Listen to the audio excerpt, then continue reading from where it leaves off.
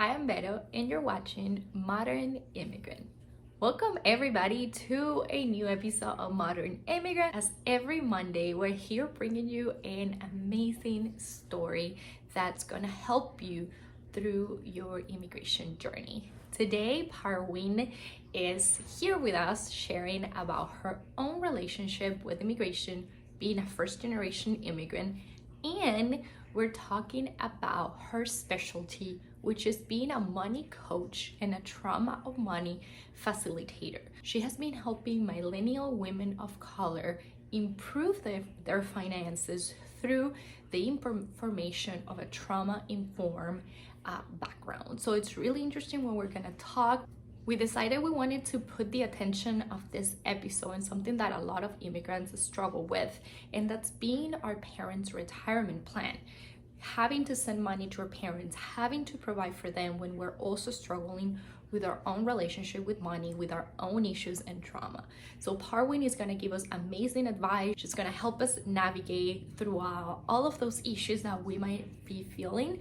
And I'm just gonna say something to you. During the interview, I realized and I started to think about my own experience and my own issues with money. So I really recommend you to listen to this episode and take note and even do the exercise that Parween is gonna recommend us to do so you can improve your relationship with money and you can also help your family in a healthy way with boundaries and feeling well about your relationship with money.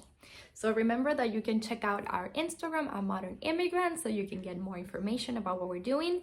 Don't forget to subscribe to our YouTube channel. That really helps us a ton, more than what you think. You can support this podcast at buymeacoffee.com/modernimmigrant. Thank you so much for the ones that have supported us.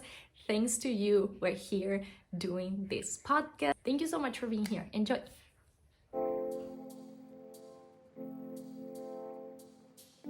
Parween is today with us at Modern Immigrant, and I can't be more excited. Parween, welcome to Modern Immigrant. Thank you so much, Vera, for having me. I'm so excited to be here and talk about a subject that not a lot of people love talking about, which is money. I know, and it's always like a little awkward to talk about, and I think similar to mental health, which are topics that we really like to bring to the conversation in Modern Immigrant. I think we need everyone deserves to learn more about how to take care of their finances, how to openly talk about them. So I'm glad that I have a specialist today in this episode to address all of this. So why don't you just tell us a little bit about yourself and what you do? That way people can get to know you. Yeah, for sure. So I'm Parween, like you mentioned. I'm a South Asian millennial money coach and trauma of money facilitator. My money story really started when I was 16 years old when we almost lost our childhood home, the one I'm actually in right now. And at the time, as the eldest daughter in an immigrant household, I was responsible for transiting what the bank representatives were saying to my parents. So I was very overly exposed to adult financial matters at a young age. And what that experience taught me was that having a lack of money meant you lacked power, security, and control. So if you had those things, if you had money, that must mean you have those things. So I vowed to myself at a young age to be financially independent. 10 years later, at the age of 26, I built a 100K net worth. And now I'm really on a mission to help others do the same because there were no money mentors who looked like me when I was on this journey, who I could relate to my experience, and who I could feel safe around opening up around this dialogue. So yeah, that's a little bit about me. That is so amazing. And I think a lot of people can resonate with the feeling, right? Maybe not that same experience that you have, but that feeling of kind of being powerless in front of this topic. And when you are dealing with situations like that within your family, you feel like there's no solution, right? Like, where can I go if we're facing struggle? So there are solutions, and I'm excited to ask you more questions and learn more about it. And I think so a question that's really common in this podcast and how I start every interview is by asking my guests about their own immigration journey. And I think in your case, we can really focus on how do you think the immigration journey, maybe of your parents or where they come from, have an impact culturally in financial matter?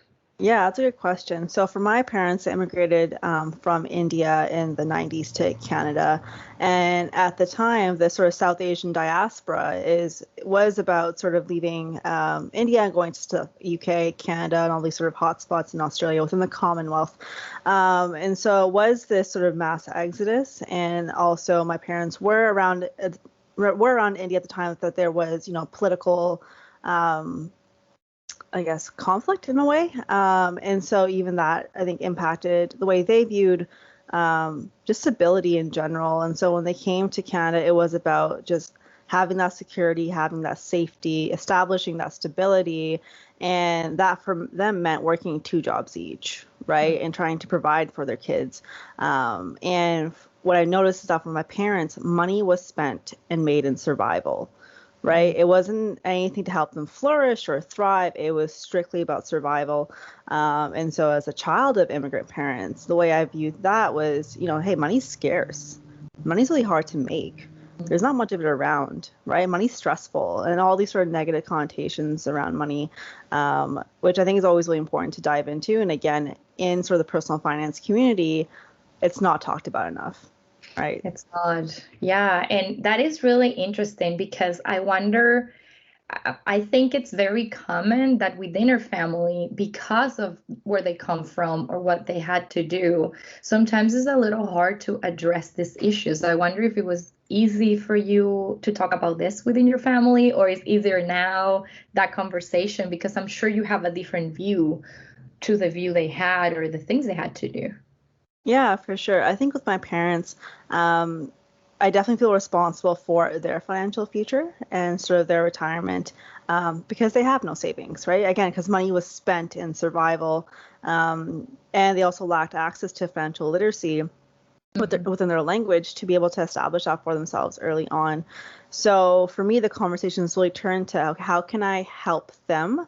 How can I help them establish, good financial habits without me being sort of overbearing and it leading to a conversation of resistance? Because I think what we can also all relate to is our parents are sort of stubborn in their ways. Yeah. They have sort of their mindset. And what I tell clients is, it may not be going in with the big stuff like here's a budget, like here, try to budget. My mom's like, I didn't immigrate from India to live on a budget. Like that's literally what she said to me. And so instead it's like, let's do something smaller, like sign them up for online banking, right? My parents were so used to going into the bank and like doing the bills and stuff, but now they have access like from the touch of their phones. And from there, it's like, oh, look, where did this money go? Where do we spend that? Like, and from there, the conversations have been a lot more easy and transparent to have a conversation around. Yeah. It seems like you have been really, taking little steps. I think that's something we can all take away from what you're saying, right? Like not necessarily throw them into this whole new system and new way of looking things, because we all have different stories and different times, right, where things are happening. So I think that's great. And before we do talk about the pressure that a lot of us can feel as immigrants of being that support, I think we really want to focus today's episode on that. I do want to know what is and I have the right title here. What's a trauma of money facilitator? This is the first time I have been kind of listening to this definition or topic, and I have been reading about it, but I want our listeners to get like an understanding of what that means. And you already told us a little bit of what you do, but that's specific. Yeah, for sure. So being a trauma money facilitator, it allows me to have conversations with my clients that are deeper than just money beliefs and budgeting. And that was the key for me when I started this journey of coaching other people, was that how do I convince people to have a behavioral change with money, right? I know it's not just presenting them the facts in a budget plan, right? It's hard for them to implement it. Why is that? Because there are past experiences and yes, even trauma around money that might be influencing how they show up with that today. So being a trauma money facilitator, I'm educated in the nervous system and sort of different money disorders and really understanding how we react to certain situations and whether or not we feel safe with money or unsafe and all these things. So it allows for a deeper conversation. And so I think it's also important we define what money trauma is. And usually when people think about trauma, they think of really big events that have a lasting impact, but it can also be what we call sort of little t trauma, right? Just experience in the past with money that left us feeling either unsafe, or we feel like we couldn't resource ourselves and we lost trust either with ourselves or the world, family, whoever it might be. So that could even look like going to the grocery store when you're younger and your mom or dad not having enough money to pay for the grocery bill at checkout. And that whole experience and that shame, that just negativity around that experience could be a lasting impact, right? Maybe when you're older, you now overspend on food because you lack that choice growing up. And so, again, when we think about money trauma and trauma, I don't want people to think of just like the large events. It could really be these small experiences that we just need to do a little bit of reflection work on. Yeah, and a lot of the times I'm so glad that you're defining and helping us see what that trauma looks like, because I do think that a lot of the times we think that, and I have heard this so much, like, well, we always had a home and we always have food to eat, and it's not like we lost everything from one day to another, which Right. of course that's a huge trauma. But those little things, those little moments that it's kind of okay to say, hey, it's okay if that had a big impact on you, if that really made because you talk about the shame and seeing your parents struggling and seeing yourself, shy about the situation, like that is big, and it's important to be addressed. And I know you told us a little bit on the story, your own story with the financial struggles. How were you able to identify your own trauma around money? Like, did you learn about this once you were studying the subject, or you started to see it before you were kind of like a professional about this? Yeah, that's a great question. I think I was able to really define my experience when I went through the certification as a trauma money facilitator. But before that, what I was noticing that on my journey to sort of establishing my net worth, what I was realizing that it didn't matter what the number of my bank account was, I never felt like it was enough. Right. And I still didn't enjoy my money. I was just like, no, it's not enough. I had extreme anxiety parting with my money. I felt guilty for buying myself things because I saw money as something that should only be used on needs and not wants and all that great stuff. So at that point, I knew something was missing. I was like, well, I have all this money. Why don't I feel happy? Why don't I feel secure? Right. And so then when I became part of the trauma money facilitator course, that's when I was able to really understand where a lot of this was coming from, and being able to, take it back to my childhood and certain money messages, sort of growing up. Yeah, like connect the dots, right? It starts to make sense. Yeah, and that Absolutely. way we're kind to ourselves and to our story, and understand that it was difficult and we made the best that we could at that time. And so I think as immigrants, and the listeners can relate to a lot about what we have been talking about and that struggle. But I think a huge burden can be, knowing that we need to support our parents. A lot of immigrants are sending money back, or they, depending on if they're the third generation or not, they're sent to the US, to Canada. And this is a story I'm kind of related very close to.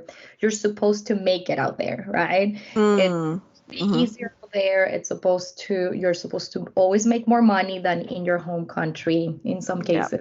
So we become that retirement plan. We become the plan, like, it's out there. So we're fine. And it starts to be, it can be so stressful because sometimes you're not making it. It's not easy out there. It's just, it's a new country, it's a new way to manage the finances. So yeah, I just want to talk about that pressure. How can that impact folks? Absolutely. So again, I think it's really important to understand that we come from collectivist cultures, or most immigrants do, where sort of community and family is valued, and taking care of our parents and family back home financially is an expectation. Right? It's not just a nice to have, it's an expectation. So it's challenging.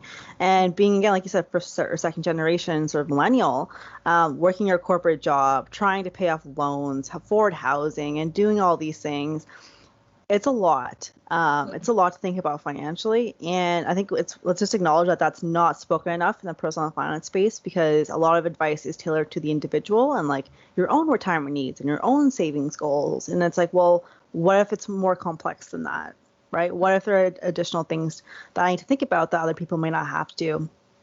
And so there's definitely privilege in that, being able to focus on just yourself, and maybe not all people, especially as immigrants or children of immigrants, have that same privilege. And I can talk about my own experience being, my parents' retirement plan. I am. And a lot of my clients are, right? I understand that my parents didn't have the financial resources growing up. Like I said, it was all about survival for them. So I feel like it is my responsibility and duty to protect them in old age and be there for them. Yeah. But what I think it's important, and what I tell my clients as well, is we need to put on your financial oxygen mask first, right? If you're drowning, you can't help them. You won't be able to serve them, right? So what does that look like? It means having an understanding of your own budget and your own financial goals first, making sure that you're adequately sort of setting aside money for yourself, and then setting what I would call a financial boundary, which is a dedicated family fund account, family fund savings account, whatever it might be. And this is what you would send either back home or for your parents, and putting that aside. That way you have a clear distinction of what is yours and what is meant to be spent on them, right? I think a lot of that resentment and that struggle brews is because there is no clear boundary between that, right? And by they I mean family or parents, might also assume like your money is their money, right? And so it's also very challenging to have that conversation. So that separation, that boundary, is a really good first step. I love the conversation around boundaries, because it's so hard to have that conversation with family. Yeah. They're so important. And I think a lot of the times family can, this is something that I feel like we tend to give them more than what we have, right? Like, okay, I have some money in my account, so let me send them more. And then I can just buy some food with this $20 and be fine until the end of the month. Like, we try to, like, some of us, of course, and you talk about privilege, of course, but seeing it as, okay, if I'm not eating well, if I'm not paying my rent, if I'm not supporting my new family that we also start to build, how can I be helpful for them, right? There's going to be a point where I'm not going to have any money, not even for myself, and that situation is going to be terrible. Everyone's going to drown, right, at that point. So, and I think by us doing that, like the extreme of not boundaries, we are also sending them the wrong message, right? Sending them that we can with everything, we have a lot of money. Like, sometimes they just never knew that we were struggling because we haven't had the conversation of those boundaries and saying, hey, this is how much I can support you right now. I'm also struggling. There's also some issues. Like, we try to pretend like everything is perfect, we're doing fine. But then again, you talk about burden, you talk about trauma, the stress, like, and that's going to impact our facility or our way to make more money too, because we're not going to be feeling well, right? Yeah. And I think another thing that we got to think about is this idea of gratitude, right? We were able to get out. We were able to go to the US and Canada and build that life, and they weren't, or they may not be able to. And so we feel this, the sense of gratitude and guilt in a way for like making it, in a way, or just, again, being able to have a different opportunity from them. And so I think that also drives, like you were saying, like even giving away more than maybe what could be realistic for you, just because we're trying to make up for that in some type of way. And another thing that I'll mention here is there's actually a money disorder or trauma response called financial enabling, which is when we use money to people please, right? And so, like, oof, right? That's just like that, like, yeah. And so that's a trauma response, right? Like, oh, I only feel safe and worthy when other people around me are safe and worthy. And so if that means that they need money in order to, thrive and do these things, like, I will do that for them, because again, it's a bit of that codependency, right? Using money to people please and feeling good about yourself, again, for a short period of time, But in the long term, that is a little bit of self-sabotage, right? You aren't looking out for your best interest. So again, layers, right? Layers to our relationship with money, layers to complexity of how we budget and think about goals and all these things that just isn't talked about enough. Yeah, and how much is, now that we're talking about this, I'm just thinking how much is really not just about the amount of money you have in your bank account, right? What you were saying earlier in the interview, it's not about having X amount to reach that happiness or that comfort or that peace of mind, because it's not even about money, right? It's Yeah, about absolutely. it's about the Yeah. guilt, it's about the gratitude, it's about worrying for our family. So I wonder, and I know this is what you do with your clients, like for us that are listening and have you for just a little bit today, how can we start that work? How can we start balance? I love that you talk about boundaries, but yeah, what could be a good starting point if somebody's listening, or even for myself that I'm like, yeah, I have been doing that. Yeah. What I always love to say is we want to bring, again, a different layer of awareness into your relationship with money beyond like money beliefs and like all that stuff. So what I would recommend is journaling about a money memory that was either painful or confusing. Okay. What Okay. happened? Who was involved? The whole story, right? And then I want you to write down how you feel or view money because of that event. Is money unsafe? Is money lacking? Is money like something that causes fights and stress and all that stuff? What does it do? Right? And the third step is how are you actually behaving with your money today because of it? So are you avoiding your bank statements? Because again, money is too painful. Think about it's unsafe. And so you turn away from the discomfort. So you don't even look at your bank statements. Maybe that's just an internalized behavior that you're doing, right? You're not being lazy or just irresponsible. Maybe there's actually really something painful there that your system is just trying to protect you from viewing or experiencing. Right. And so that 3-step process, I think, is always a great first step to just open up our eyes. And then from there, you can start the conversation a little bit deeper. But that would be my first exercise. And that it can be heavy for some people, even just that. Yeah, it's such a simple exercise, but such a powerful one, right? Because I think while you were talking, I thought about like at least 3 moments, right? That we're Mm-hmm. about, and I haven't thought about them in so many years.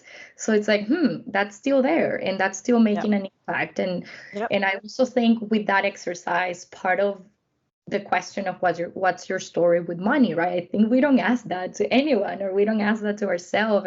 And I love that you brought that topic to the podcast, because it's really think about that, like a start by raising that awareness, as you're saying, and Yep.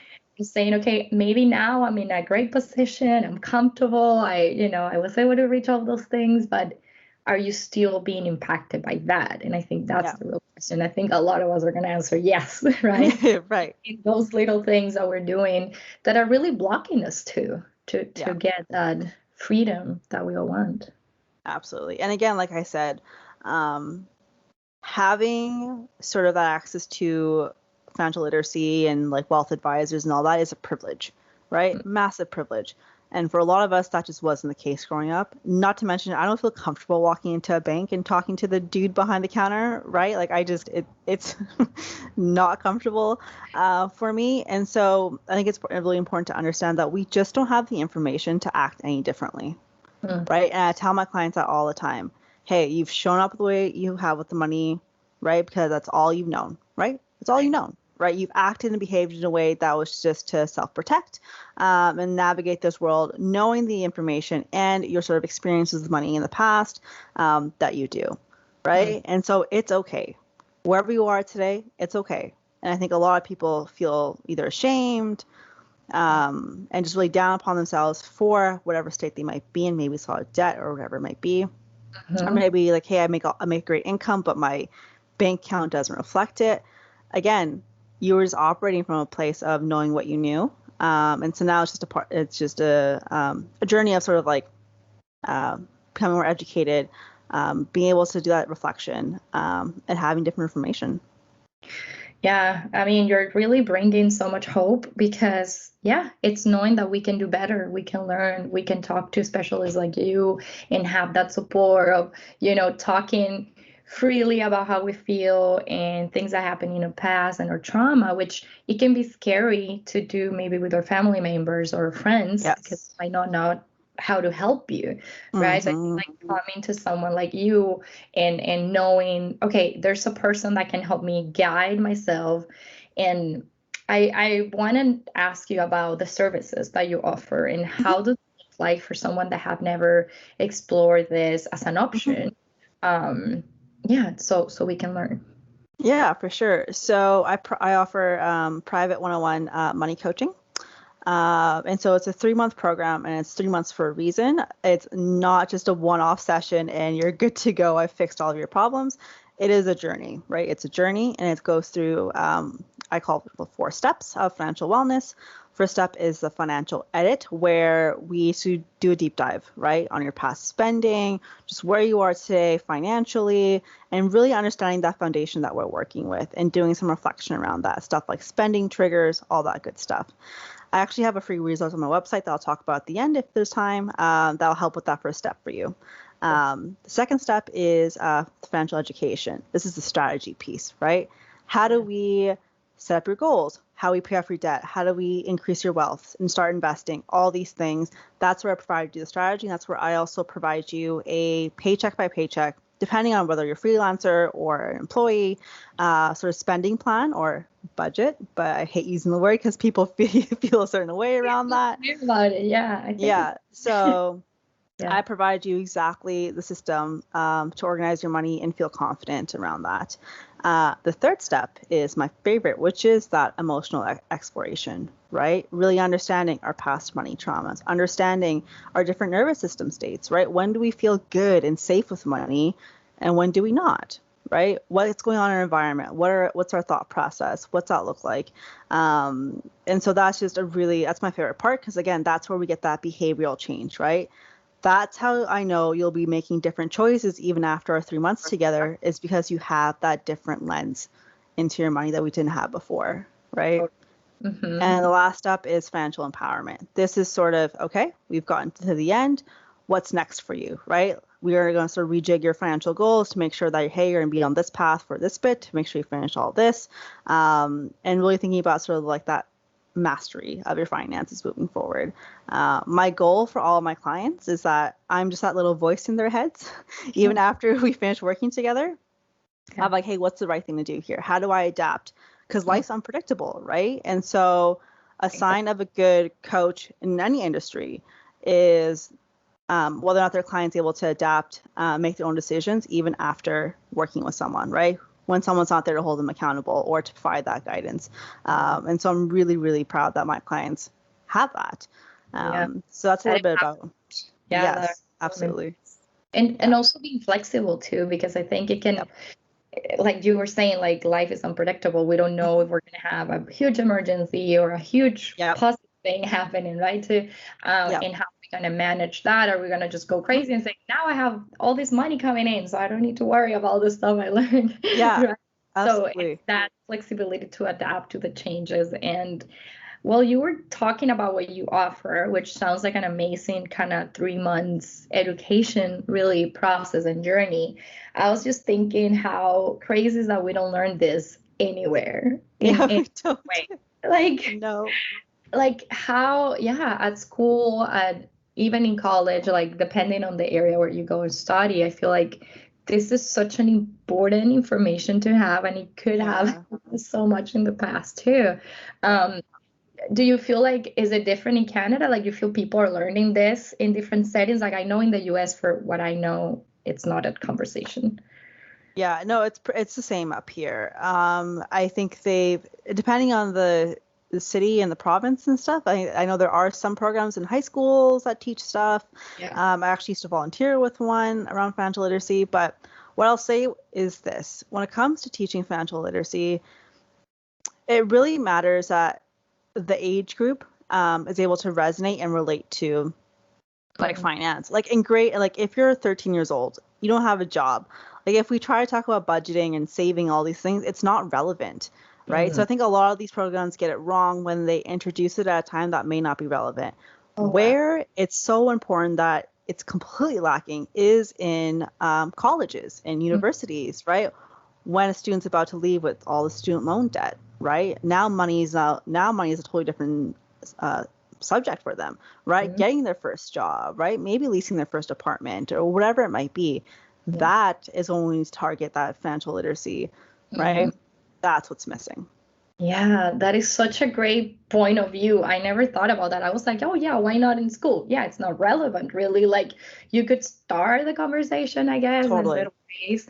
But yeah, college a little before you graduate and you're thrown into the world and which is so hard. And also everyone makes it look like it's obvious. Like it's obvious.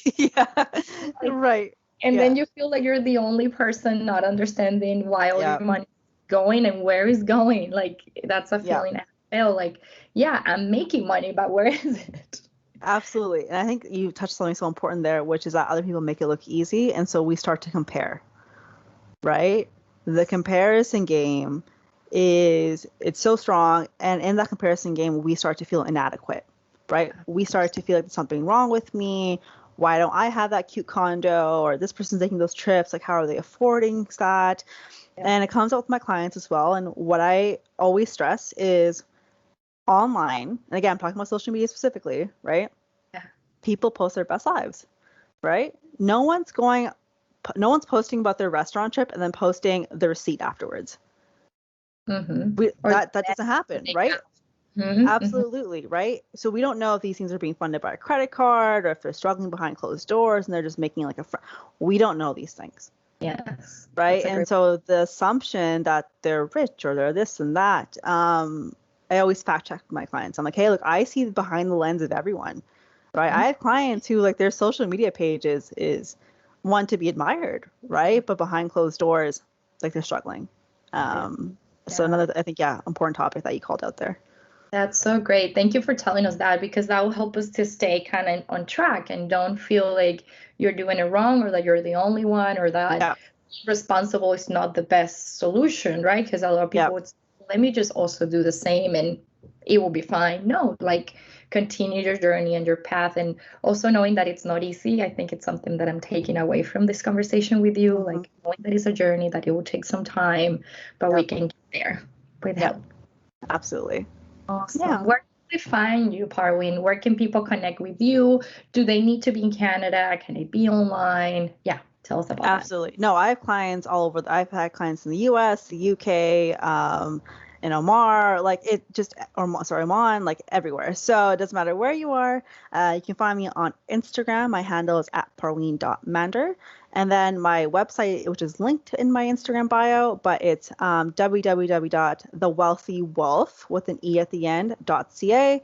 My website will have everything there as well as my freebie that I alluded to earlier to sort of help you guys on your journey, which is a download to help you sort of understand just where your money has gone, right? That question that I get all the time, like, where did my money go? I have a free resource to help you kind of understand that a little bit further and help you guys get started. So that's all on my website. And I'm sure Vera will have the links somewhere and all that. Yeah. Everything is going to be in the episode description so people can go and find you and get the link. And I 100% recommend your Instagram account, which I think it's so helpful to follow and to get that information in little pieces and in a way that it's easy to understand, especially for those that are not ready to make that step to, starting the work. I think it's always good to at least, start following accounts that are talking about this, learning about it, getting more information, and then, make your own journey. So I couldn't be more happy to have the opportunity to meet you, Parween, in person, kind of. And connect with you. So I can't wait for people to get to listen to this. Awesome. Thank you so much for having me. It was a great conversation. I appreciate you having me on. Thank you. Thank you so much. Thank you so much for listening to this episode. Don't forget to subscribe and leave us a review if you enjoy it. I'll see you next week. Bye.